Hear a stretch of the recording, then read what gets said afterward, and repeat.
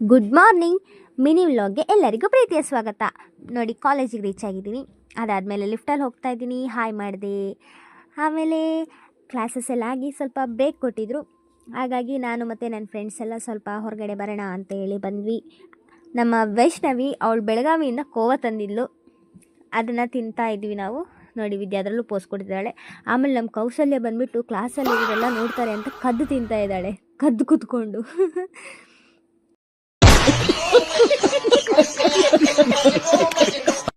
ಸ್ವಲ್ಪ class free ಇತ್ತು, ಹಾಗಾಗಿ ನಾನು ಮತ್ತು ವೈಷ್ಣವಿ ಏರ್ಪೋರ್ಟ್ಸ್ ಹಾಕೊಂಡ್ಬಿಟ್ಟು ಸಾಂಗ್ ಕೇಳ್ತಿದ್ವಿ. ನಮ್ಮ Vidya full busy. Hi madam ji ಅಂದೆ, ನೋಡಿ ಹಾಯ್ ಮಾಡಿದ್ಲು. ಆಮೇಲೆ ಕ್ಲಿನಿಕಲ್ ಪೋಸ್ಟಿಂಗ್ ಅಂತ ಹೊರಟ್ವಿ.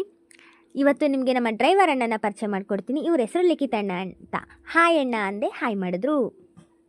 ಆಮೇಲೆ ಹಾಸ್ಪಿಟ್ಲ್ ಹತ್ರ ರೀಚ್ ಆದ್ವಿ. ಆಮೇಲೆ ವಾರ್ಡಿಗೂ ಕೂಡ ಬಂದ್ವಿ.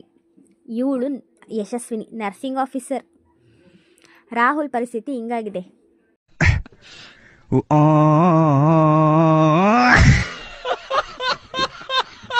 ಯಾಕೆ ಅಂದರೆ ನಿನ್ನೆ ಒಂದು ವೀಡಿಯೋ ಅಪ್ಲೋಡ್ ಮಾಡಿದ್ಮೇಲಿಂದ ಹೀಗೆ. ಅದಾದಮೇಲೆ ಡ್ಯೂಟಿ ಕೂಡ ಮುಗೀತು. ನಾನು ಬಸ್ ಸ್ಟ್ಯಾಂಡಿಗೆ ರೀಚ್ ಆಗಿ ಅಲ್ಲಿಂದ ಬಸ್ ಹತ್ಕೊಂಡು ಬಂದೆ. ನೋಡಿ, ಬಾಳೆನೂರಲ್ಲಿ ಒಳ್ಳೆ ಬಿಸಿಲು ಬರ್ತಾಯಿತ್ತು. ನೋಡಿದ್ರೆ ಇವತ್ತು ಕ್ಯೂಟಾಗಿ ಕಾಣ್ತಿದ್ದೀನಿ. ಬರೀ ಇಂಥದೆಯಾ. ಊರಿಗೆ ರೀಚ್ ಆದೆ. ಅಪ್ಪ ಕಾಯ್ತಾ ಇದ್ರು. ಆಮೇಲೆ ಅಪ್ಪನೊಟ್ಟಿಗೆ ಬೈಕಲ್ಲಿ ಕೂತ್ಕೊಂಡು ಮನೆಗೆ ಕೂಡ ಬಂದೆ. ಮನೆಗೆ ಬಂದ ಮೇಲೆ ನನ್ನ ತುರುಬೆಲ್ಲ ಬಿಚ್ಕೊಂಡ್ಬಿಟ್ಟು ಕೂದಲು ಫ್ರೀ ಮಾಡಿಕೊಂಡೆ. ಸ್ವಲ್ಪ ಸ್ನಾನ ಮಾಡ್ಕೊಂಡ್ಬಿಟ್ಟು ನಾನು ಟೌನಿಗೆ ಹೊರಟೆ. ಯಾಕಂದರೆ ನಾಳೆ ನಮ್ಮ ಅಣ್ಣನ ಬರ್ಡೇ ಇತ್ತು. ಸೊ ಅವನಿಗಾಗಿ ಒಂದು ಶರ್ಟ್ ಗಿಫ್ಟ್ ಮಾಡೋಣ ಅಂತ ಹೇಳಿಬಿಟ್ಟು ಬಂದೆ. ಶರ್ಟ್ ಕೂಡ ತೊಗೊಂಡೆ. ಆಮೇಲೆ ನಾನು ಮತ್ತು ಅಮ್ಮ ವಾಪಸ್ ಹೊರಟ್ವಿ. ಇವತ್ತು ನಿಮಗೆ ನನ್ನ ಊರಿನ ಒಂದು ಚರ್ಚನ್ನು ತೋರಿಸ್ತೀನಿ. ಇದು ಜೀವನ್ ಜ್ಯೋತಿ ಚರ್ಚ್ ಅಂತ. ಸೊ ಆಮೇಲೆ ಅಪ್ಪ ತಂದಿದ್ದ ರವೆ ಉಂಡೆನೂ ತಿಂದೆ.